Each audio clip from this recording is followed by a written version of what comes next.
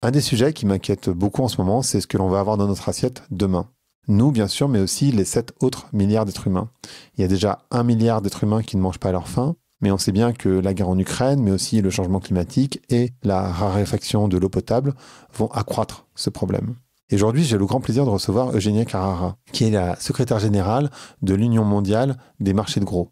Eugenia, c'est une Argentine qui a fait des études assez exceptionnelles puisqu'elle a fait Normal Sup et l'ENA en étant argentine. Et avec elle, on va parler de la transition des modèles alimentaires en France, mais aussi en Europe. On va se poser pas mal de questions sur justement le rôle de l'Europe, à quoi ça peut ressembler une agriculture régénératrice, comment on peut faire quand on parle de grandes masses. Donc je vous laisse écouter cet épisode qui est passionnant. Allez Vlan, c'est parti.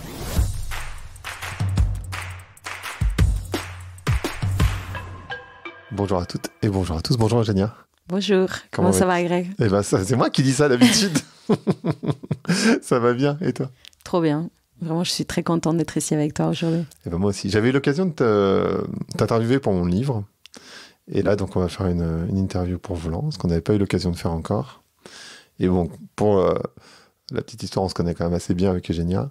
On va parler du système alimentaire et de la situation actuelle de l'alimentation. Est-ce que tu peux nous parler de la manière dont on a fait de l'agriculture sur les 40, 50 dernières années pour qu'on arrive à la situation aujourd'hui qui est évidemment un peu complexe? Alors, l'histoire de l'agriculture, c'est l'histoire aussi des développements de sociétés humaines. Donc, on a traversé énormément des défis, des croissances, d'expansions qui ont fait en sorte qu'à un moment donné, et on les voit quand on lit la littérature. L'autre jour, j'étais notamment en train de lire des textes sur les Maroc, des rabbins et des soufis qui voyageaient dans des terres arides du sud de Maroc, et on voyait tous les temps revenir les mots famine. Et famine, c'était quelque chose qui pendant des millénaires, les hommes, ils connaissaient, ils rencontraient, surtout ce qu'on appelle les sociétés des peuples non nomades, donc des sédentaires, parce que on n'avait pas encore développé des techniques qui permettent à l'homme de prévoir des quantités nécessaires, ou des aléas climatiques faisaient en sorte que parfois il n'y avait pas des quantités nécessaires pour nourrir tout le monde. Donc à la sortie de la Deuxième Guerre mondiale, donc bien évidemment, il y avait des sociétés qui étaient extrêmement fragilisées, donc pas seulement de point de vue économique, moral, social, mais aussi de point de vue de la sécurité alimentaire. Donc on s'est mis à tous azimuts à produire plus des nourritures et à créer aussi tout un système, donc pas seulement agricole, mais aussi des distributions avec l'avènement de la grande distribution, pour pouvoir avoir quelque chose qui c'était, aujourd'hui on les voit comme allant de soi, mais pendant très très longtemps c'était des enjeux centraux de la survie humaine, que c'était l'alimentation. Donc aujourd'hui, on se retrouve face à un moment où cette question qui n'a pas été posée, donc en tout cas pour l'Occident, parce qu'aujourd'hui, quand on regarde du point de vue global, je te l'ai dit auparavant, il y a quand même 900 millions de personnes aujourd'hui qui souffrent de faim dans le monde. Donc c'est surtout dans les pays occidentaux qu'on est dans une abondance, une hyper-abondance d'accès à l'alimentation et aussi à des productions donc agricoles. Mais voilà, aujourd'hui, y compris dans nos pays, on voit quand même l'ombre d'une crise alimentaire venir. On se pose beaucoup de questions sur quel va être c'est les prochains mois en termes de distribution, et si on va pouvoir finalement assurer quelque chose qui semble tellement allant de soi pour nous. Donc, et est-ce que le problème, c'est de se dire qu'on est peut-être trop nombreux sur la planète? Alors, il y a beaucoup des chercheurs et des politologues qui parlent sur cette question. Donc, est-ce que la Terre qu'on habite est faite pour arbitrer 7 milliards de personnes, comme on l'est aujourd'hui? Donc, moi, je ne vais pas me positionner sur des questions tellement philosophiques. Par contre, aujourd'hui, si on revient en fait, donc, on a assez de nourriture pour nourrir 10 milliards de personnes. Et on est 7. Donc, on est presque.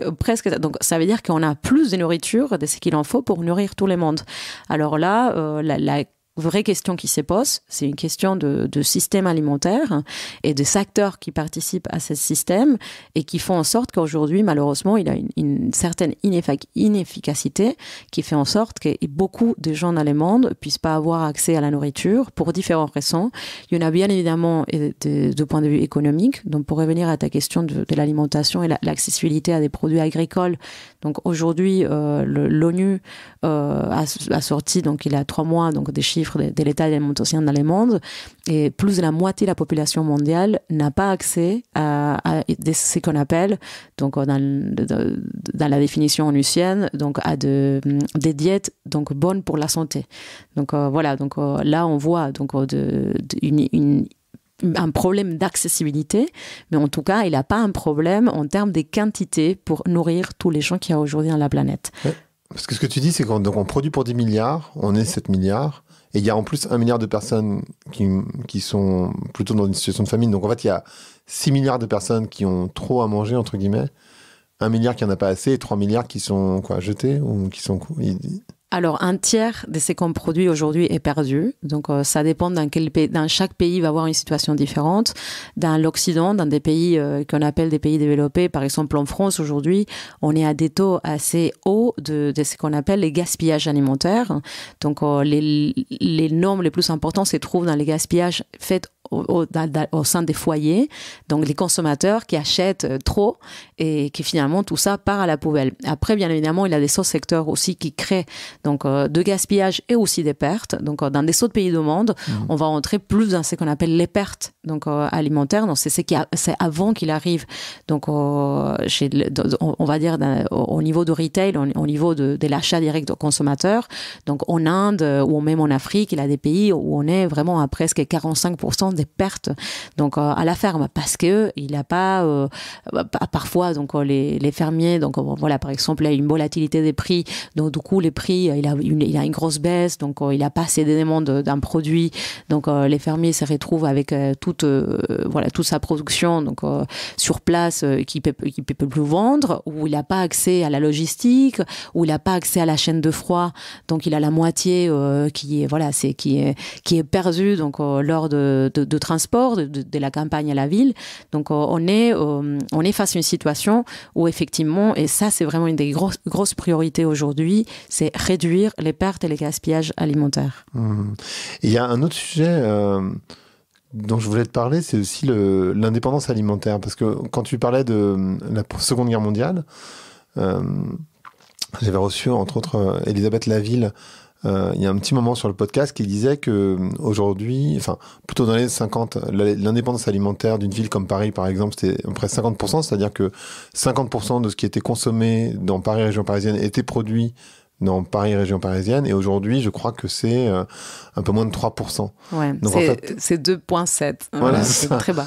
Donc en fait, il y a aussi cette question-là en fait qui est assez étrange, mais après ça va être hyper intéressant d'après reconnecter, parce que c'est lié au gaspillage alimentaire, parce que moi je crois que quand tu n'as plus conscience que ce que tu consommes, ce que tu achètes demande une énergie humaine, je veux dire, c'est du soin, etc. Bah, du coup, en fait, tu le consommes comme si c'était un bout de plastique, quoi. C'est-à-dire qu'en fait, tu ne réfléchis pas du tout, même s'il faudrait en l'occurrence réfléchir au bout de plastique, tu réfléchis pas du tout à ton consommation et donc tu le jettes. Comment ça s'est produit, cette mondialisation et donc du coup, le fait que les villes soient complètement dépendantes, enfin plus du tout indépendantes en tout cas, de manière alimentaire? Alors là, on touche beaucoup de questions différentes. Sûr. Donc, il y a une auteure que j'aime beaucoup qui s'appelle Caroline Steele qui parle beaucoup donc de l'évolution des villes, les Hungry Cities, et comment en réalité donc effectivement on a de plus en plus extériorisé donc l'alimentation des villes. Donc c'est les campagnes qui produisent pour nourrir donc essentiellement les villes. Donc aujourd'hui, je pense que c'est plus de 70% ce qui est produit en termes des produits alimentaires qui va pour les villes. Alors qu'on est quand même dans une situation, en 2050, on attend que 75% de la population va vivre dans des villes, mais aujourd'hui, on a des taux plus bas. Ça veut dire quand même que les habitants des villes, ils ont une surconsommation aussi de la production alimentaire. Alors, auparavant, les villes étaient beaucoup plus petites. Donc, il avait moins de pression démographique dans des villes. Il avait beaucoup plus de campagnes. Par exemple, les modèles anciens des villes qu'on voit à Rome.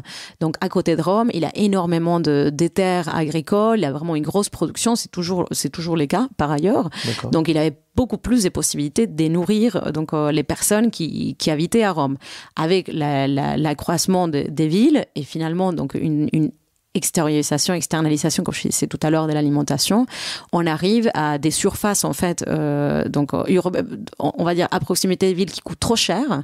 Donc, l'agriculture, normalement, ça s'est fait sur des terrains, donc voilà, c'est pas très coûteux.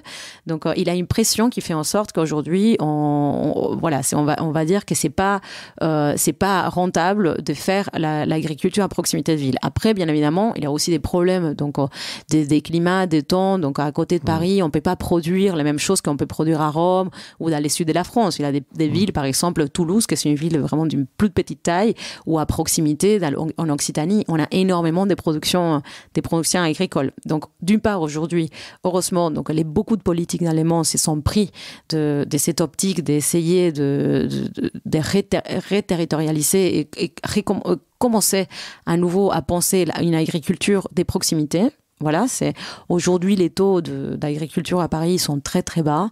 On peut les surmonter. Il a une volonté de les faire, donc il a plusieurs projets, donc des PLU, des plans locaux d'urbanisme qu'on l'appelle, pour essayer de rédensifier, donc ce qu'on appelle la couronne verte, donc et d'amener plus aussi d'une agriculture des productions des produits directement pour les consommateurs, parce que la plupart des productions aujourd'hui en Île-de-France, il faut savoir, c'est de céréales.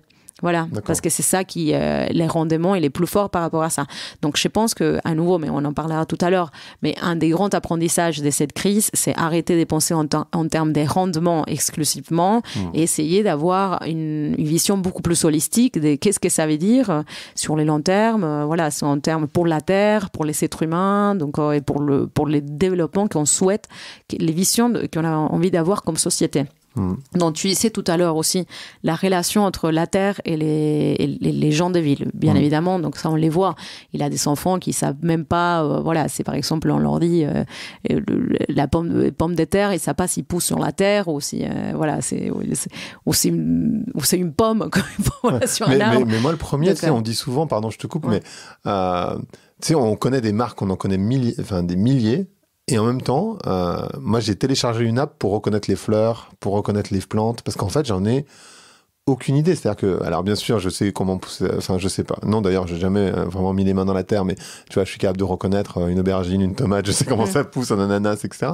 Mais par contre, tu vois, je suis pas capable de reconnaître les arbres, et clairement, je sais plus du tout, enfin, je serais pas capable de m'occuper d'un jardin aujourd'hui. Enfin, c'est sûr que non. Mais ça, c'est des choses, par exemple, que c'est clair qu'en termes des politiques publiques, et c'est là vraiment où je pense qu'aujourd'hui, il faut repenser la façon dont on a conçu, on pense vraiment aux citoyens seulement comme un consommateur des produits dans sa sécurité alimentaire, mais il a tout un aspect social, il a un aspect aussi des nutritions, donc des santé publique, et finalement, donc, développer donc, un enseignement donc, aux enfants, c'est extrêmement important. C'est aussi important que développer des maths ou des langues étrangères, donc on doit savoir se nourrir. Aujourd'hui, quand on voit que vraiment une des premières causes des morts, c'est des maladies liées à une mauvaise alimentation. On est quand même dans des pays européens avec des taux d'obésité très, très, très, très importants. Donc, pouvoir reconnaître, tu disais tout à l'heure, une aubergine ou une tomate, ou même, voilà, je donnais tout. Un concombre ou une courgette, par exemple, mais qui se ressemblent. En réalité, donc, même une pomme n'est pas une pomme, comme dirait Marguerite. Donc, en réalité, des pommes, il y en a 50 types de pommes différentes. Donc, ça, c'est un grand enjeu aussi pour les futurs. On a énormément réduit la diversité en termes des grains. Donc aujourd'hui, voilà, il a une réduction, mais c'est des ordres voilà, je pense qu'il a une centaine d'années, on avait 4000 variétés, et aujourd'hui, il y en a 30. donc qui sont les plus sémés dans le monde. Donc par exemple, de faire reconnaître aux enfants donc des variétés qui grandissent donc dans les nord de la France ou dans les sud ou même en Pologne, qui c'est des endroits où il y a beaucoup de c'est beaucoup de pommes. Donc et de voir, de goûter à ça, de goûter vraiment c'est des choses mais à mon avis, c'est ça qui va façonner dans la société de demain si on a véritablement envie de réussir la transition écologique et la transition du système alimentaire. Alors là, il y a plein de sujets qui du coup, je sais pas comment je vais faire. Mais en fait, là où j'allais, et là où tu es allé, les deux m'intéressent vachement. Parce qu'en fait, là où tu es allé, c'est l'une des premières questions que je t'ai posées sur l'histoire, comment ça s'est passé sur les 50 dernières années. Et là où je voulais aller, moi, c'était... mais du coup, on va revenir là-dessus. C'était aussi sur la déconnexion. En fait, on parle de commodisation, c'est-à-dire de la nourriture. C'est-à-dire que... Et je vais prendre un exemple qui m'est propre parce que c'est plus simple. Et du coup, ça marche bien, je trouve, quand ma mère fait pousser des tomates cerises ou fait pousser des trucs et qu'elle me les donne. Il est hors de question que j'en gaspille une, tu vois, que je la jette. C'est-à-dire que je vais faire vachement attention à les manger toutes parce que je sais qu'elle y a mis tout l'amour qu'elle y a mis, etc., etc. Et ça, en fait, c'est quelque part la relation normale qu'on devrait avoir avec la nourriture. Sauf que quand on l'achète au supermarché, et qu'on n'est plus du tout en lien du coup avec le paysan, on est les premières générations finalement à ne plus être descendants de paysans, c'est-à-dire on n'a pas ni nos parents ni nos grands-parents qui étaient des paysans, c'est agriculteurs, j'entends par paysans. Du coup on est un peu déconnecté de la terre, c'est-à-dire qu'on n'a pas le savoir, c'est-à-dire on ne sait plus exactement comment ça pousse, etc. Mais en plus on n'a plus vraiment le respect non plus. Et ça a un lien qui me semble hyper fort, c'est-à-dire que comment on peut respecter les agriculteurs si on ne respecte même pas ce qu'ils font et on s'est déconnecté du travail qu'ils font, parce qu'il est hyper important, alors qu'avant, je pense, même si je suis pas en train de dire c'était mieux avant, etc., c'est pas la question, mais il y avait cette reconnaissance sociale des agriculteurs parce qu'ils nourrissaient les villages qui étaient à côté, enfin, ou les habitants de la ville, etc., enfin, les habitants de là où ils habitaient. Et du coup, nécessairement, il y avait une reconnaissance sociale qui a complètement disparu, cette reconnaissance sociale, non? Alors, pour revenir, c'est très large à nouveau, mais donc par rapport au potager ou à un potager urbain ou au fait de voir finalement les tomates cerises qui t'a donné ta mère dans ces petites cadeau, l'unicité, de savoir qu'elle a passé beaucoup de temps, donc l'énergie. Donc cette énergie-là, ça peut être ta mère, mais ça peut être aussi n'importe quel autre agriculteur. Donc qui peut être, c'est pas seulement à proximité de Paris, mais peut-être au Maroc ou peut-être en Italie ou ailleurs. Donc je pense que là, les enfants dans les futurs, si on a des potagers dans des écoles, des potagers qui vont servir comme des exemples, ça va pas servir parce que l'agriculture urbaine, il faut dire la vérité, ça va pas nourrir la quantité des gens, l'immense majorité des gens qui habitent dans des villes. C'est pas ça, c'est qui va nourrir les gens. Mais par contre, ça peut véritablement donc les amener vers une démarche beaucoup plus responsable vis-à-vis de la terre, de comprendre aussi donc les cycles de la terre et pouvoir donc aussi c'est nourrir d'une façon donc de créer une relation émotionnelle. Donc il y a beaucoup de pays qui sont fait ça. Donc la France, ça c'est les grands paradoxes français. Donc c'est que c'est un pays qu'à un moment donné, il a fait vraiment cette division nature-culture très forte, qu'on dirait Philippe Descola. Donc, dans des pays germaniques, on voit beaucoup plus donc un mythe donc d'origine très lié à la terre, à la campagne. Donc, je pense que je te disais tout à l'heure, mais en Suisse, en Autriche ou en Allemagne, c'est très normal d'avoir donc dans n'importe quelle petite ville, la plupart des gens, ils sont de petites lapins de terre pour faire leur petit potager. Donc, ils sont des choux, des pommes de terre, des carottes, des salades, donc des petites choses.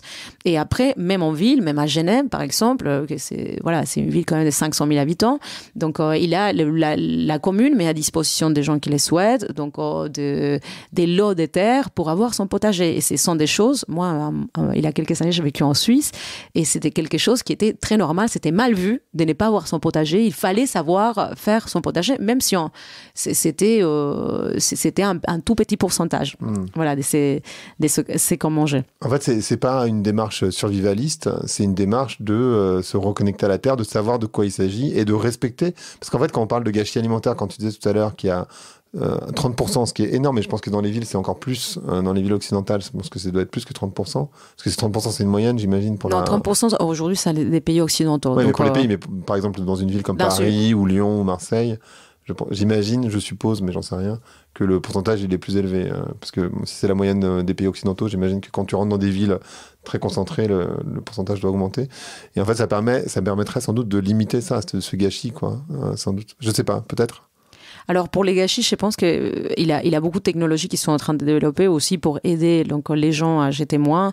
Donc à Paris notamment, il a une spécificité, c'est que les gens, souvent, il y a beaucoup de gens qui habitent donc, avec des petits ménages. Donc à l'intérieur de Paris, les gens font beaucoup les courses aussi parce qu'il a un tracé. Donc c'est une ville où il a eu énormément des politiques alimentaires. Donc à différence des autres endroits, voilà, c'est plus nordique où peut-être on a délégué plus à la grande distribution. Donc à Paris, c'est vrai que la plupart tous les arrondissements, en réalité, ils sont plusieurs marchés des rues par semaine où on peut aller acheter des produits frais, donc à des prix quand même assez accessibles. Voilà, chaque quartier a on va dire son marché. Donc Raspail, on peut pas comparer avec Belleville, mais en termes d'accessibilité, tout le monde peut avoir accès quand même à des régimes alimentaires et produits frais, donc voilà, qui sont économiquement accessibles. Et après, l'ensemble des supérettes et autres petites commerçants qui font en sorte que les gens puissent acheter, donc on continue. Donc peut-être il y a moins d'accumulation donc, dans les foyers des gens que dans des autres endroits où il va y avoir vraiment beaucoup plus d'achats en masse. Voilà, okay. Donc en réalité, c'est paradoxal. Voilà, à nouveau, donc Paris, il y a beaucoup de gaspillage, mais le fait que les gens aillent faire des courses très souvent et des petites quantités, ça diminue aussi. Donc voilà, c'est la quantité de gaspillage qu'on a à la maison. Par contre, aujourd'hui, il y a aussi donc, des startups, par exemple, qui travaillent très bien sur les achats intelligents. Donc, ils essayent si tu acceptes, donc, tu partages un peu de ta data et ils voient en moyenne combien de jours tu es à la maison, tu dis ce que tu aimes, plus ou moins ce que tu manges, et ils te proposent donc de faire des achats donc, avec des recettes des plats et autres. Donc je pense que ça apprend les gens aussi les goûts comme on apprend les goûts de la terre, donc les goûts de l'agriculture, les goûts des saisons, les goûts de ce qui pousse à un moment donné et pas dans un autre, parce qu'on revient à l'internationalisation des réseaux de distribution. C'est vrai qu'il y a des gens qui ne savent pas à quelle époque de l'année on mange des tomates et à quelle époque c'est pas normal d'avoir une tomate sur son assiette, voilà. Mais voilà, ils pensent, oui, en janvier, on mange des fraises. Ah bon, d'accord. C'est bien d'où tes fraises. Ou l'avocat, ouais, voilà. Donc, alors que, et c'est toute une éducation. Aujourd'hui aussi, il y a beaucoup de gens qui veulent réduire la consommation des viandes et des poissons et qui ont besoin d'avoir des sources des protéines différenciées. Donc, la première chose à laquelle ils pensent, ok, je remplace par l'avocat. Mais bon, l'avocat, d'où il vient, quel est l'impact, il a toute une éducation qu'on doit commencer à favoriser, à développer par différents moyens pour amener et faciliter aussi ces transitions et faire en sorte que les gens ils retrouvent ça d'une façon gaie et facile. Ça ne va pas être un truc chiant. On aime tous manger. Manger, c'est quelque chose qui est tous les sociétés. En fait, c'est presque aussi fondamental que les feux. Donc, du moment où l'être humain a découvert les feux, il a pu commencer à cuisiner. Voilà, c'est la grande différence avec la plupart avec tous les autres aliments dans le monde. On cuisine nos aliments. L'effet de cuisiner nos aliments a modifié aussi donc toute la structure de notre mâchoire qui est devenue beaucoup plus petite parce qu'on avait moins besoin de mâcher. Donc ça a développé aussi notre boîte crânienne. Donc il y a beaucoup de fonctions par la suite, y compris aussi en termes de voilà, ces assimilations des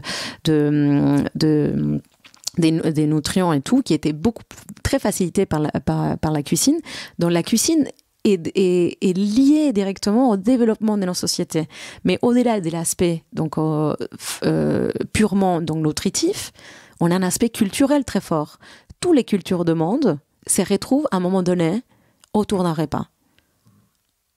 Et ça c'est quelque chose qu'on doit reconnecter avec des repas de qualité, de voir qu'est-ce qui est arrivé à un moment donné. Donc, je pense que les Covid nous a montré qu'on est à la fin d'un modèle hyper productiviste, pas du tout basé sur l'homme, mais basé vraiment sur voilà, c'est une sorte de capitalisme purement économique.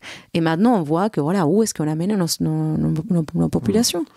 Et là, je voulais revenir justement à cet endroit, parce qu'en fait, quand on parlait tout à l'heure sur ce retour en arrière sur 50, 70 ans d'agriculture industrialisée, en fait, finalement, c'est ça qu'il s'agit. En fait, ça a plusieurs conséquences. La première, c'est que comme on était dans une forme d'optimisation, tu l'as dit tout à l'heure, on a réduit le nombre de graines, finalement, donc on a réduit les espèces, ce qui peut ça être hyper dangereux, parce que ça veut dire que s'il y a une maladie XY qui attaque une forme de graine, on n'aura pas d'autres.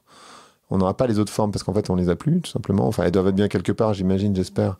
Mais voilà. La deuxième, c'est qu'on a bourré les sols d'azote et de pesticides et de plein de trucs. Et du coup, on a rendu les terres plus vraiment cultivables. Enfin, je pense que tu connais mieux les chiffres que moi, pour le coup, mais... Ouais, c'est 70% des terres cultivables qui sont aujourd'hui en état de dégradation extrême. C'est-à-dire 70% des terres que bientôt, si on continue avec les systèmes de production qu'on a aujourd'hui, on ne pourra plus cultiver. Ça veut dire quoi, ça? Ça veut dire qu'on doit devoir mettre de la pression sur des terres qui aujourd'hui sont les poumons de la planète et qui nous protègent aussi, donc on va dire de la surchauffe de notre planète. Donc et c'est ce qu'on est en train de faire en avançant sur des terres dans l'Amazonie et dans des autres zones qui aujourd'hui c'est des zones protégées, c'est des grands poumons des forêts de notre planète. Donc je pense que c'est là où on se rend compte, c'est un peu comme la série donc de Netflix dans Look Up qui vient de sortir, on est quand même face à une évidence. Donc, il faut changer nos modes de production agricole, mais très rapidement. C'est juste que c'est vrai, les prix pour faire ça n'est pas évident. Voilà, il faut il faut être courageux en termes des politiques publiques, des réglementations, des choses qu'on doit achever, notamment. Je pense qu'on parlait tout à l'heure aussi, la Commission européenne, ils sont lancés à l'intérieur de Pacte vert, de Green Deal, donc toute une stratégie qui s'appelle de la fourche à la fourchette, donc voilà, de Farm to the Fork, dans laquelle il s'établit par exemple que d'ici 2030, il faudra réduire de la moitié donc, des pesticides utilisés, et malheureusement, à cause de la guerre en Ukraine, on est revenu en arrière, parce que réduire les pesticides aujourd'hui, on pense que c'est égal à réduire la production. Oui, mais en même temps, c'est sans doute le cas. Je pense fondamentalement c'est sans doute le cas, mais c'est reculer pour mieux sauter, parce que ça veut dire qu'on prend une décision court terme qui va avoir des impacts qui sont plus graves à long terme. C'est-à-dire qu'en fait on prend une décision pour maintenir la situation, et je comprends les gens qui prennent ce genre de décision, ils sont moi je suis en position, voilà, je maintiens mon truc, je maintiens mon salaire, je maintiens tout, mais pour demain finalement ça veut dire qu'on aura des sols qui seront encore moins. C'est là, il y a 70% des terres, peut-être que ça sera 75, peut-être 80, qui seront encore moins capables de produire. Et là, on le voit en plus, au moment où on enregistre, en tout cas, il y a des sécheresses hyper fortes en France. En tout cas, cette année, c'est une année où il n'y a pas de pluie. Et c'est un énorme problème, en fait. Parce que quand on parle de dérèglement climatique, qui est à mon avis, qui est plus juste de parler de dérèglement que de changement climatique, parce que quand on parle de l'augmentation des températures, les gens pensent que ça a augmenté de 3 degrés. C'est pas exactement ça. C'est-à-dire qu'en fait, ça se dérègle. C'est-à-dire qu'à un moment donné, et c'est ce qu'on voit dans certains pays d'Afrique, c'est-à-dire qu'il y a des immenses pluie dans des périodes de sécheresse, il y a des périodes de sécheresse pendant les périodes où il est censé y avoir de la pluie, et du coup si vous mettez beaucoup de pluie sur de la sécheresse, l'eau elle coule et elle rentre pas dans les terres. Donc en fait c'est aussi ça qu'on va sans doute vivre. On le voit déjà dans certains pays.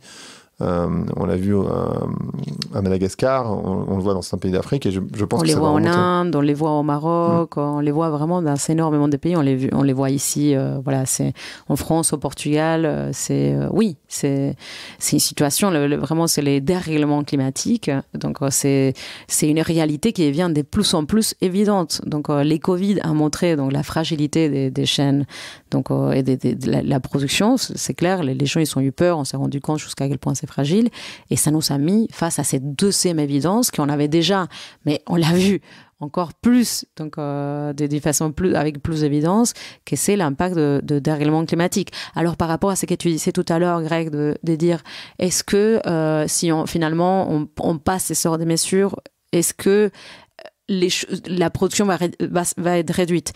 C'est clair qu'on peut penser ça, mais toutes choses étant égales par ailleurs. Par contre, aujourd'hui, il y a des boîtes merveilleuses qui sont en train d'être développées, par exemple pour pouvoir voir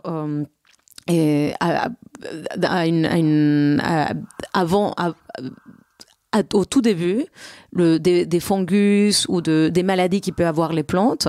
Donc voilà, d'une façon satellitale, avec la big data. Donc, et tous ces genres d'innovation peuvent amener aussi avoir une vision, donc c'est ce qu'on appelle le smart farming. Donc bien évidemment ça implique une transformation, comme je disais tout à l'heure, des modes de production, avec vraiment une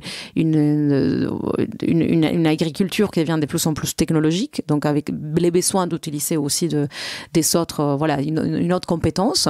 Mais ça c'est des choses que peut-être voilà, on pourrait faire en parallèle. Il faudra peut-être voir les objectifs de la stratégie voilà, de la fourche à la fourchette, pour ne pas nous mettre en détresse, surtout maintenant qu'on sait qu'on est quand même dans une situation voilà, c'est alimentaire délicate, donc pouvoir garantir donc des quantités, mais tout en investissant beaucoup dans toutes ces technologies qui vont nous aider et qui vont pouvoir, à mon avis, être nos meilleurs alliés pour véritablement transformer l'agriculture et entrer dans une agriculture régénérative, parce qu'il les faut. C'est-à-dire, si 70% des terres aujourd'hui sont en dégradées, ça veut dire qu'aujourd'hui on produit pour 10 milliards, mais d'ici 10 ans, 15 ans, on va produire peut-être la moitié. Donc on n'aura pas assez.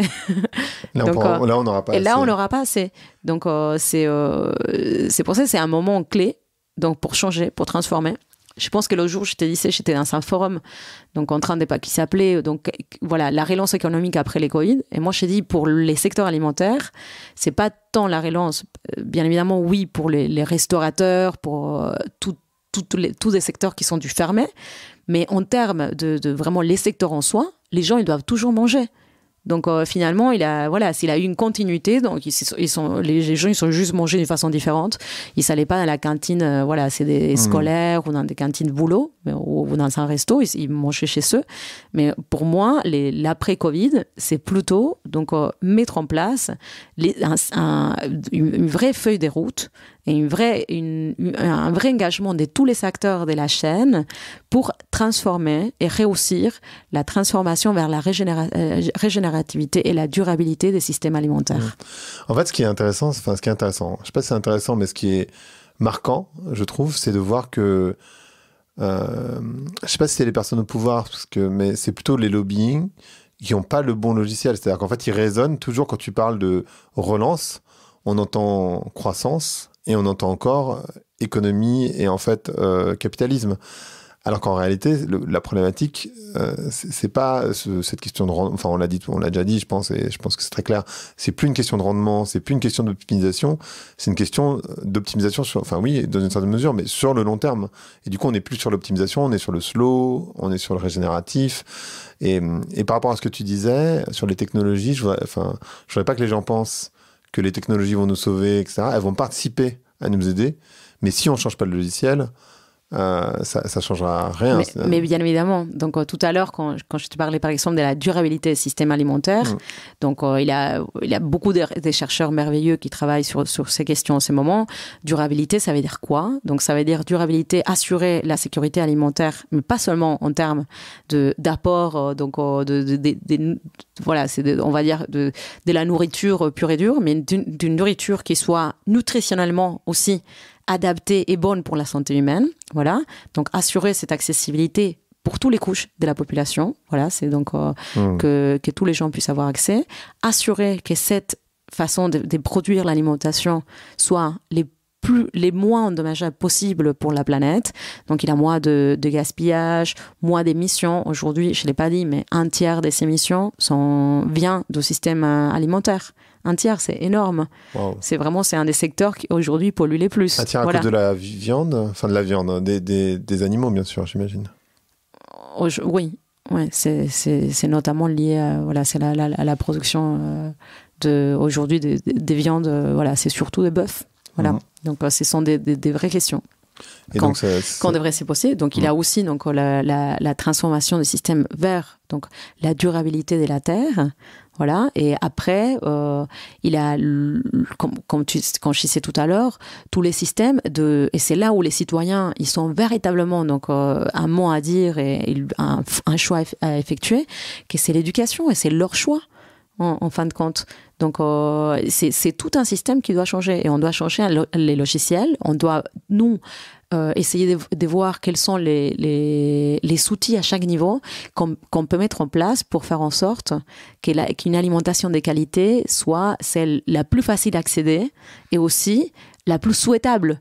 Aujourd'hui, il ne faut pas oublier, donc, c'est les sucres, en fait, que c'est aujourd'hui les sucres artificiels, c'est considéré, c'est un poisson. Peut-être d'ici 50 ans, les gens vont regarder, mais quoi, c'est quoi ces trucs? Il n'y avait pas de législation, les gens, ils mangent tous ces trucs des sucres. C'est les sucres, les produits avec des graisses saturées, c'est des produits aussi qui sont très addictifs. Donc aujourd'hui, bien évidemment, c'est compliqué. Donc même si on apprend aux gens, voilà, s'il faut manger des pommes, des framboises, des produits, des clémentines, c'est un enfant, on lui donne un gâteau, voilà, c'est il va avoir une préférence qui tient, en fait, c'est biologique.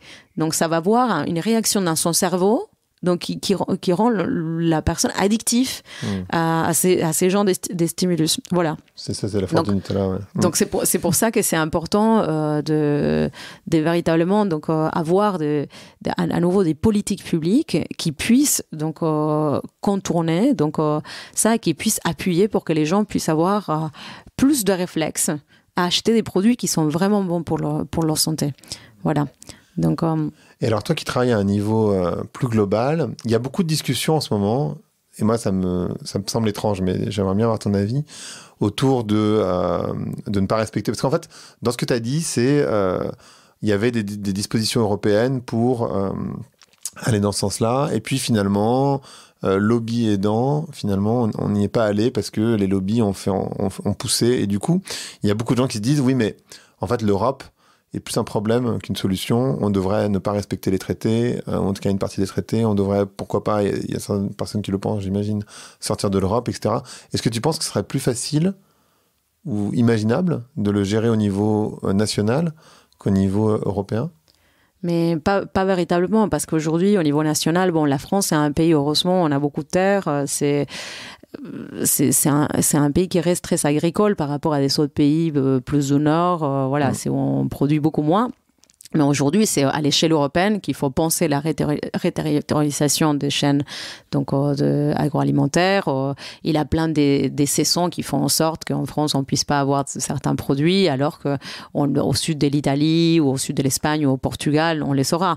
Par contre, il faut véritablement avoir donc, plus d'élan et restructurer la PAC, la politique agricole commune, pour que la politique agricole commune soit véritablement en face à tous ces enjeux.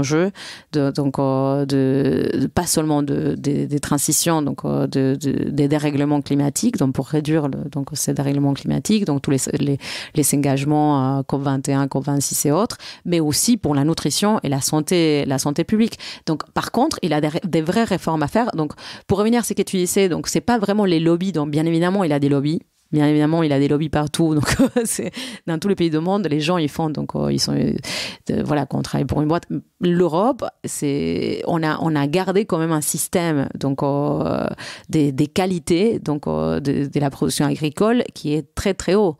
Donc, il y a peu de pays au monde qui sont la diversité qui existe encore, et on les voit. Hein. C'est quelque chose que sûrement tu as vu quand tu voyages. Donc, c'est quand on goûte donc des poires, donc de bretonnes. Voilà, on se régale. Il y a quand même nos agriculteurs, ils sont énormément d'amour, de voilà, des recherches, des connaissances aussi de la terre. Il faut plutôt les soutenir dans ce sens-là. Il faut soutenir donc cette agriculture donc des qualités qui existent, et après donc au niveau de la Commission européenne, c'est pas qu'ils sont en train de complètement reculer. Effectivement, la guerre a mené à une crainte qui est justifiée, donc pour les prix, l'augmentation de prix de pétrole a fait en sorte que bien évidemment donc tous les chaînes, tout l'import des nourritures soit plus difficile.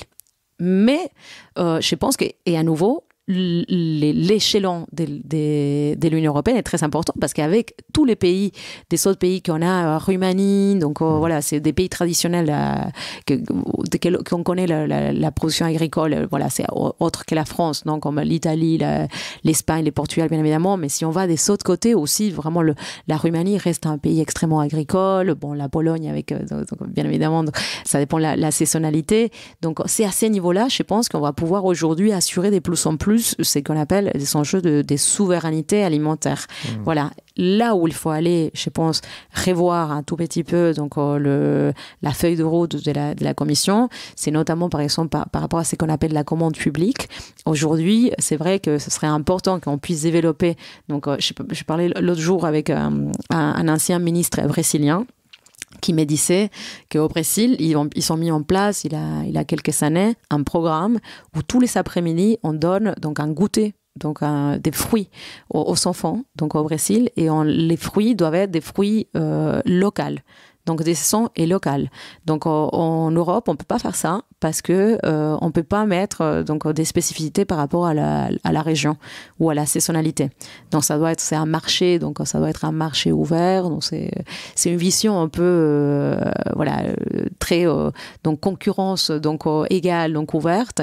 Et ça malheureusement ça peut tenir peut-être pour un autre genre de marché public, mais quand on veut changer la culture alimentaire, c'est clair que les enfants, s'ils commencent depuis tout petit à manger des produits locaux, à comprendre, à apprécier ça. Voilà, après, c'est des adultes qui vont faire les courses autrement. Donc là, peut-être, il faudra faire en sorte qu'on puisse revoir donc, certaines directives européennes par rapport à l'alimentation, d'une façon plus globale. Mais en tout cas, ce que tu dis, et tous les gens... je sais pas, en fait, je pense que les gens ont tellement l'habitude d'aller faire leurs courses, ils réfléchissent pas nécessairement à d'où viennent les choses. On parle beaucoup de local, tu vois, il y a beaucoup maintenant de gens, enfin beaucoup, je pense que c'est surtout le cas pour une certaine classe sociale et dans les grandes villes, mais tu vois, des gens qui vont commander leurs œufs ou leurs légumes à côté. Mais ils n'ont pas forcément conscience que justement cette indépendance alimentaire, elle est liée à l'Europe. C'est-à-dire qu'en fait, on peut pas être pour l'indépendance alimentaire et contre l'Europe en même temps, c'est impossible. Ou alors, en fait, ils se rendent pas compte qu'en France, tout ce qu'ils mangent au quotidien n'est pas en France.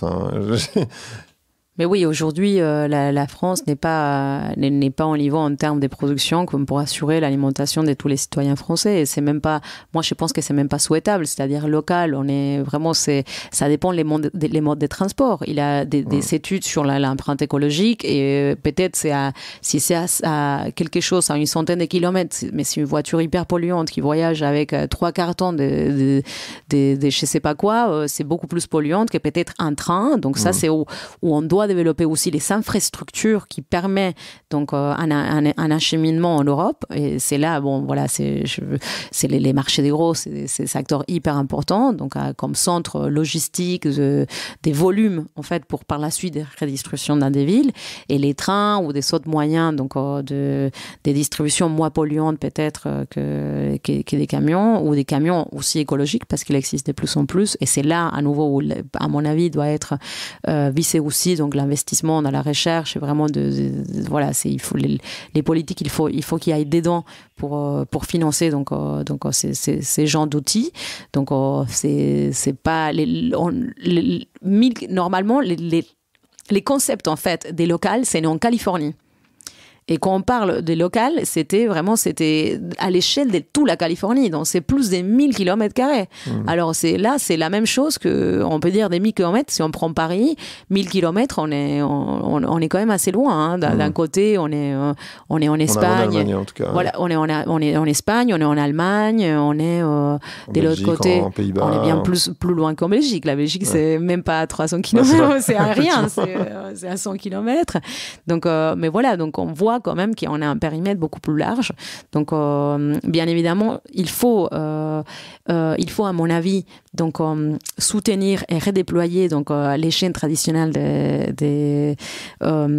d'approvisionnement. Il faut les relocaliser, mais la relocalisation ne peut pas être exclusif. Voilà, ça peut être, je pense que les bons échelons, c'est l'échelon de l'Europe, et aussi avec, donc, bien évidemment, donc, des produits qui seront encore importés donc, des autres latitudes. Voilà, c'est les transports qui va faire, et c'est la façon dont on créera l'énergie. Donc ça, c'est vraiment un des plus grands enjeux de notre époque, de voir quelle est la façon dont on crée l'énergie pour voir comment on achemine finalement ces biens. Il y a ça, enfin il y a l'énergie, et puis il y a un autre sujet qui est très lié à l'agriculture, c'est l'eau potable. Parce qu'en fait, c'est pareil, je pense qu'on ne se rend pas nécessairement compte parce qu'on n'est pas en manque, en tout cas en France. Mais il y a une problématique d'eau potable très claire. Mais complètement. Et là, tu touches vraiment un sujet où aujourd'hui, bon, voilà, la technologie est en train de devenir très, très à la pointe pour essayer de rationaliser de plus en plus. Et là, il a des exemples incroyables, donc des pays où il a véritablement des manques d'eau. Donc, on peut prendre vraiment des exemples. Bon, dans tous les Émirats arabes, ils sont en train de faire beaucoup d'efforts là-dessus.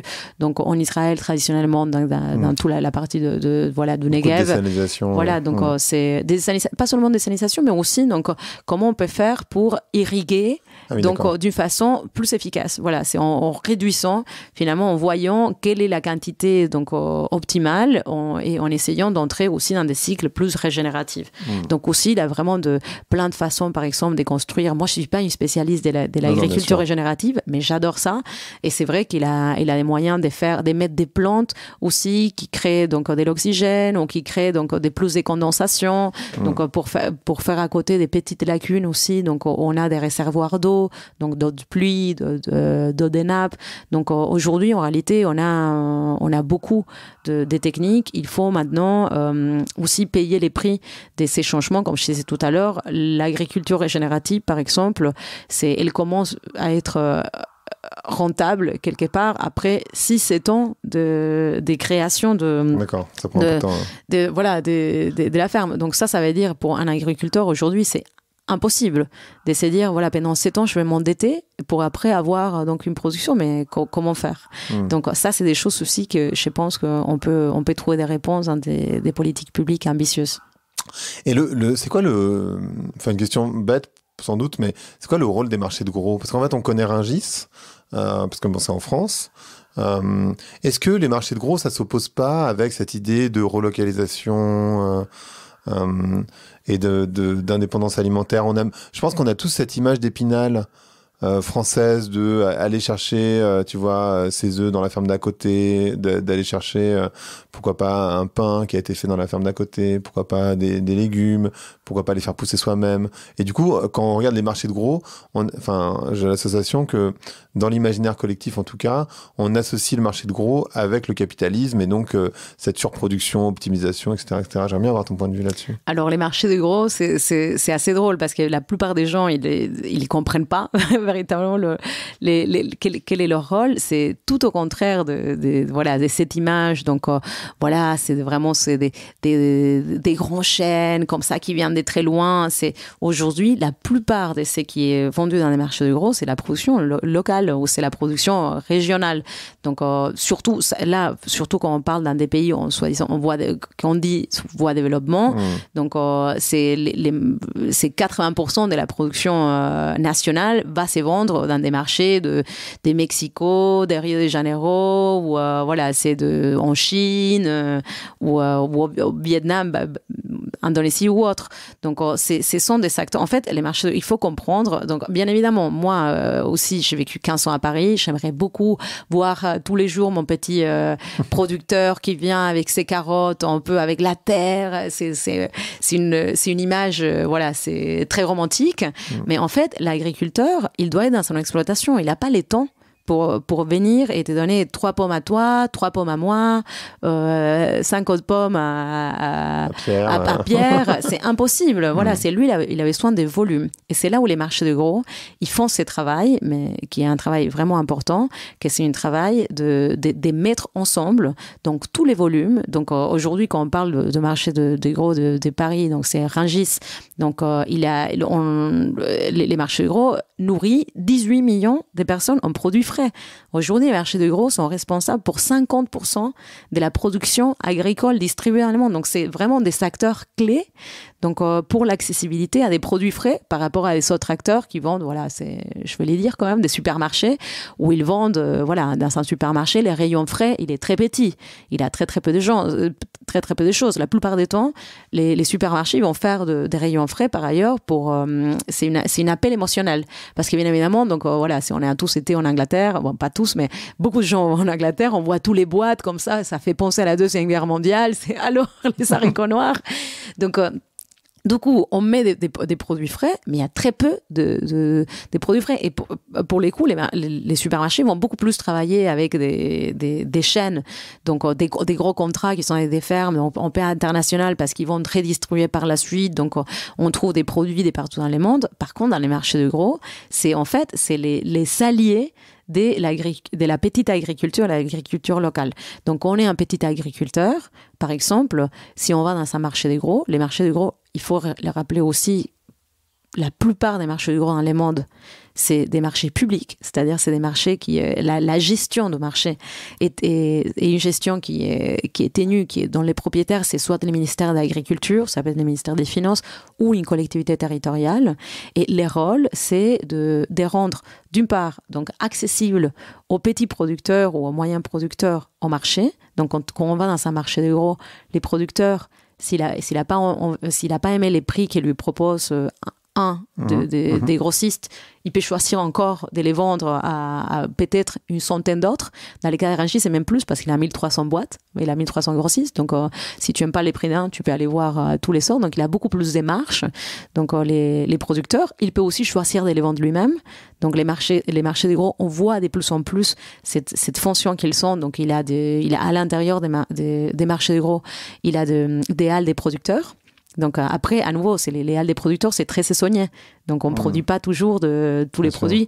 Donc voilà, c'est des producteurs, il peut pas aller tous les temps. Donc au moment de la récolte, il peut aller lui directement vendre au marché dans des bonnes quantités, à nouveau. Et après, les marchés des gros et les liens donc, qui permet aux villes de s'assurer un approvisionnement en produits frais. Donc des produits que la plupart des temps sont c'est bon pour la santé, on va dire, c'est des fruits et des légumes. Il a une autre aussi donc tâche, on va dire, des marchés de gros, qui est la certification de produits, de la qualité de produits. Donc on parlait tout à l'heure de pesticides et autres. C'est clair qu'il a vraiment beaucoup de des contrôles qui se font, donc ce qui permet d'avoir de garantir la qualité de produit. Donc non, je pense qu'aujourd'hui, tout au contraire, donc dans un monde où on va devoir transformer donc les systèmes alimentaires et on va voir plus de relocalisation de la production, les marchés des gros vont devenir plus au centre parce qu'on va avoir besoin des logisticiens, c'est d'une savoir-faire et d'une façon de distribuer, donc voilà, qui puissent venir en aide à ces nouveaux systèmes. Donc là où je pense que peut-être il y a des gens, ils se posent, je pense que dans les futurs, donc des technologies aussi vont faire plus clair quelle est la distribution des prix entre les producteurs et les différentes c'est les différents échelons et les consommateurs, et ça va rendre aussi plus transparente, et on va voir qu'en réalité c'est une image qui se font les gens qui est très très différente de la réalité. Quand on va dans un marché des gros, en fait il y a beaucoup de grossistes en fait il faut les voir presque comme un énologue mais de terroir agricole. J'ai rencontré des gens dans ma vie professionnelle, donc dans les marchés de gros, qui tous les week-ends, ils vont aller dans différentes fermes, chercher la meilleure fraise, ou c'est qui vont véritablement voir, donc, et ils sont une palette des producteurs. Là, une autre chose aussi en termes de résilience grecque. Pendant les Covid, donc beaucoup de supermarchés, étant donné que tout ce qui est fret maritime, il avait beaucoup de problèmes parce que dès qu'il avait une personne qui tombait malade des Covid, tout le monde il fallait arrêter, donc il y a eu beaucoup de disruptions dans la logistique au niveau international, beaucoup de supermarchés se sont retrouvés sans leurs fournisseurs, donc des produits frais. Voilà, ils sont venus dans des marchés de gros pour pouvoir donc rendre accessible à des gens donc des produits frais. Et on voit dans les marchés de gros, il y a beaucoup plus de résilience. Pourquoi ? Parce que c'est chaque grossiste a une palette, une diversité des producteurs beaucoup plus large. Donc, quand on parle de résilience, c'est quand même un système beaucoup plus résilient et on trouve beaucoup plus de diversité. Voilà, c'est dans les marchés des Rungis, on parlait des pommes tout à l'heure. Il y a des saisons où je t'inviterai aussi à venir. Donc, il a 40 genres de pommes différentes. Donc, alors qu'au supermarché, peut-être tu peux retrouver 2-3. Voilà, la bio, la mauvaise qualité, voilà, c'est granny et c'est tout. Donc, non, c'est quand même aujourd'hui, je pense, un des plus grands outils. Comme je disais tout à l'heure, son public, c'est un des plus grands outils des CETA pour soutenir donc cette nouvelle alimentation et ce nouveau système alimentaire que je pense est nécessaire si on veut avoir une société donc plus durable. Et on parlait tout à l'heure d'optimisation. Est-ce qu'il n'y a pas... je ne sais pas si tu as vu cette campagne, mais qui a été produite par Intermarché autour des produits et des légumes moches. Parce qu'il y a eu cette histoire aussi dans cette idée d'optimisation et de performance, on a aussi créé des gabarits pour les produits. Les calibrages, les calibrages pour les légumes, pour les fruits, donc ils doivent être de cette telle taille. Et en fait, il y a plein de gens qui se rendent pas compte qu'un concombre, ça peut être beaucoup plus gros que ce qu'on trouve dans un supermarché. Ça peut, pareil pour une aubergine, il peut y avoir des formes de poires. Tu parlais des poires tout à l'heure qui sont, accidentelles, on va dire, qui sont pas en tout cas parfaitement, mais c'est pas pour ça qu'elles sont mauvaises, évidemment. Est-ce qu'il n'y a pas aussi cette idée de se dire, il faut qu'on arrête avec cette sorte de calibrage et que, bien sûr, quand tu es une personne seule, tu vas pas prendre un concombre de 3 kilos, tu vois, je dis n'importe quoi, mais par contre, il faut quand même arrêter avec cette sorte de calibrage et se retrouver avec des légumes qui... il faut changer dans les mentalités parce qu'en fait, je pense que tu as du mal à les trouver, même dans les marchés, ces produits-là. Tu peux le trouver, à mon avis, dans les paysans à côté de chez toi, mais tu as du mal à trouver dans les marchés des produits qui correspondent pas au calibre auquel on est habitué. Je pense qu'il y a même des gens qui reconnaîtraient pas finalement les produits parce qu'ils se disent mais attends, c'est quoi ce truc, parce que c'est pas du tout le calibre auquel on est habitué. Est-ce qu'il n'y a pas une sorte d'éducation aussi à faire à ce niveau-là pour changer les mentalités là-dessus? Mais c'est pour ça que si par exemple on a des petites fermes dans des écoles ou des petits potagers, ils pourront voir. Les enfants vont pouvoir voir la différence. Voilà, c'est que quand on a un potimarron, ils sont des tailles, des formes différentes. Et voilà, ça revient aussi à la question tout à l'heure quand on parlait des diversités donc des graines. Donc on utilise aujourd'hui donc des graines très standardisées. Malheureusement, on a choisi aussi des graines qui vont avec on va dire des critères des rendements. Donc parfois on va faire pousser une tomate, on va choisir une certaine tomate, pas parce que pour ses qualités nutritionnelles, mais plutôt parce que elle pousse plus vite, parce qu'elle a donc ça c'est donc ça c'est vraiment des choses que je pense qu'il faut revoir aussi. Et bien évidemment par rapport aux produits moches, je pense que une éducation à ça elle est vraiment nécessaire pour montrer aux gens que il faut apprendre aux gens à faire à manger, il faut vraiment les réconcilier avec cette idée de que c'est pas si dur, ça prend pas 1000 heures, c'est en 15-20 minutes, on peut faire quand même un repas, c'est facile, de beaucoup mieux sur le long terme, parce que finalement, donc, si on mange mal, les conséquences sont néfastes sur le long terme, c'est vraiment des maladies, on perd des années de vie.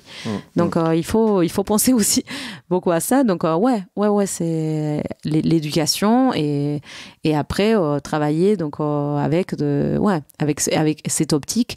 Donc nous aussi, c'est qu'on fait, par exemple, il a des marchés des gros notamment où il a des produits qui sont pas vendus, donc où ils sont installés des sous-signes des transformations et ils vont faire donc des purées ou des confitures sans sucre, donc pour par la suite donner une nouvelle vie à ces produits-là et pas faire du gaspillage. Exactement. Et en fait ce que tu dis, donc en fait si je résume par rapport à ce que tu dis pour les gens qui nous écoutent et qui sont pas forcément des experts du domaine, c'est au moins d'une manière ou d'une autre, aller créer un petit potager quelque part, pas tant pour leur survie, mais pour apprendre et reprendre reprendre le contact avec la terre, reprendre aussi le contact avec le travail qui est nécessaire, ce qui permettra sans doute mieux de respecter les agriculteurs et le travail qu'ils mettent dedans.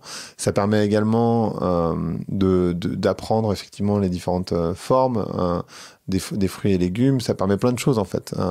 Et c'est vrai que quand on a cette histoire de se dire je vais faire pousser mes propres légumes, je pense qu'il y a vraiment cette logique survivaliste derrière, ou de hobby, ou je sais pas, voilà. Mais en fait, il y a plein d'autres choses derrière que je trouve hyper intéressantes. Mais oui, on va dire qu'il faut éveiller à nouveau la curiosité et les liens avec la terre et les liens avec l'alimentation. Donc, cuisiner plus ensemble, faire des choses, voilà, c'est avec des produits aussi plus frais. Donc, essayer de laisser un tout petit peu donc, une pâtisserie traditionnelle qui, bien évidemment, on aime tous et qu'il faut continuer aussi à soutenir parce qu'on adore nos pâtissiers. Mais il faut, voilà, c'est qu'on puisse développer donc, des nouveaux outils donc, qui nous permettent de mieux manger, de mieux apprécier ces commandes, de mieux respecter donc ce travail qui est fourni par des mains tellement de femmes et des hommes qui sont dans les campagnes et qui est fourni aussi par la planète Terre. En fait, quelque part, c'est marrant, j'ai l'impression qu'on est allé très loin dans un modèle américain où justement tu parlais du repas, de faire la cuisine, où là-bas ils n'ont pas cette culture en fait. Ils n'ont pas la culture du bien manger, mais ils n'ont pas la culture non plus du repas à plusieurs. Pour eux, manger, à part Thanksgiving, on va dire, mais c'est vraiment une nécessité. Donc en fait, il y a pas ce moment. Et en fait, finalement, ce que tu es en train de décrire, c'est de revenir à une culture beaucoup plus européenne, quelque part avec des valeurs de partage, de lien à la terre, etc. C'est bizarre, mais il y a vraiment. Enfin, moi, j'entends comme ça. En fait, j'ai vraiment cette idée, mais peut-être que je me trompe, que l'Europe est extrêmement bien positionnée par ses valeurs sur l'échiquier mondial, alors que je sais évidemment qu'on parle beaucoup de la Chine et des États-Unis, un peu moins de la Russie, même si elle nous fait peur de temps en temps, en tant que modèle, alors qu'en fait j'ai l'impression que l'Europe finalement représente un modèle pour demain. Je pense que l'Europe, elle représente certainement un modèle en termes d'agriculture. L'agriculture européenne, comme je disais tout à l'heure, ça reste vraiment une agriculture de très très bonne qualité. On a beaucoup d'agriculteurs de petites, moyennes tailles. Ça, c'est aussi un grand enjeu. On n'a pas parlé, mais avant 2030, en France, on va perdre la moitié de nos agriculteurs. Donc vraiment, c'est un grand enjeu là, à donner envie aux gens d'aller à la terre. Donc pour cela, il faut les respecter aussi, les voir, bien les payer. Donc voilà, il va y avoir tout un travail assez énorme à faire. Donc, je pense que comme pour beaucoup de choses, l'Europe a été aussi par son positionnement donc politique, sociétal et autres, elle a résisté plus à ces sortes des mythes de capitalisme pur et dur. Donc, en réalité, les repas à plusieurs a toujours été dans toutes les cultures. Je disais tout à l'heure que ça soit au Mexique, on se retrouve dans des grosses tables en famille, donc mais vraiment partout quoi, dans les pays arabes. Qu'est-ce qu'on adore. En Argentine, voilà, mais dans des pays arabes, on adore, on met 40 000 petits plats, donc tous faits, donc avec beaucoup de légumes locaux, des tagines, des soupes, des shorbas, donc l'Europe a pu garder, comme il a eu une sauvegarde culturelle, donc des valeurs. Je pense que c'est aussi parce qu'on a moins peut-être acheté donc ces sortes des théories de l'hypermodernité qu'ils nous vendaient, hein, parce que on s'en souvient à l'époque des 30 Glorieuses, c'était donc il avait tous les électroménagers la vie elle est devenue beaucoup plus facile. Voilà, on ouvre un truc, un plat surgelé, on les mange et vraiment c'était les dépassements finalement d'une époque où on était esclave donc de faire des choses et maintenant on allait gagner beaucoup de temps. Mais finalement, qu'est-ce qu'on gagne? On gagne ces temps, qu'est-ce qu'on fait? On traîne sur Instagram. Voilà, donc c'est clair que l'Europe, par rapport aux valeurs qui a défendu et qui a su sauvegarder, aujourd'hui, elle est dans une bonne position, je pense, pour être véritablement faire des lances donc de cette optique, de cette transformation donc alimentaire, et la promouvoir aussi dans des autres pays où ne serait-ce que par rapport à l'utilisation des pesticides ou autres. Bon, moi, je viens de l'Argentine, comme tu le sais. Donc, en Amérique latine, aujourd'hui, on a des très gros problèmes par rapport à l'utilisation des pesticides. Ce sont des choses que j'espère que dans les futurs, la Commission, du point de vue diplomatique, il poussera parce que, comme je disais, on ne peut pas continuer comme ça si on veut survivre. Voilà. ça, tout simplement. Donc, et à ce niveau-là, oui, on a en Europe quand même c'est des bonnes pratiques à partager et une façon de faire et de vivre qui est reconnue et admirée, hein, parce que les Américains, ils adorent venir à Paris et s'asseoir au restaurant et flâner, voilà, comme ils disent, autour d'un bon repas. Ouais, parfait. Merci beaucoup, Eugénia. Une dernière question habituelle. Le podcast s'appelle Vlan, donc je veux savoir à quoi tu veux ouvrir et où claquer la porte. Alors, je pense que je vais claquer la porte à ces systèmes qu'on avait auparavant, où on ne pensait pas à la terre, on ne pensait pas aux hommes et aux femmes qui sont en train de produire, et qu'on pensait que, voilà, je comprends que ce système, il a été utile à un moment donné à la sortie de guerre et avec cette optique donc productiviste. Je pense qu'aujourd'hui, il est temps de dire au revoir à ces systèmes-là et véritablement travailler ensemble pour changer pour un système plus durable et qui tient en compte la santé humaine et la santé de la planète. Parfait. Merci beaucoup. Je t'en prie. Merci d'avoir écouté Vlan. Si vous avez aimé l'émission, n'hésitez pas à mettre des étoiles sur vos plateformes de podcast préférées. Vous pouvez aussi partager l'épisode sur vos réseaux sociaux, Instagram Stories, Facebook, LinkedIn, où vous voulez. Je suis Grégory Pouy. Vous pouvez me retrouver sur l'intégralité des plateformes sous le nom Greg from Paris. Si vous avez des idées pour des invités, si vous avez des commentaires, n'hésitez surtout pas à m'envoyer un message. Allez, merci et à bientôt.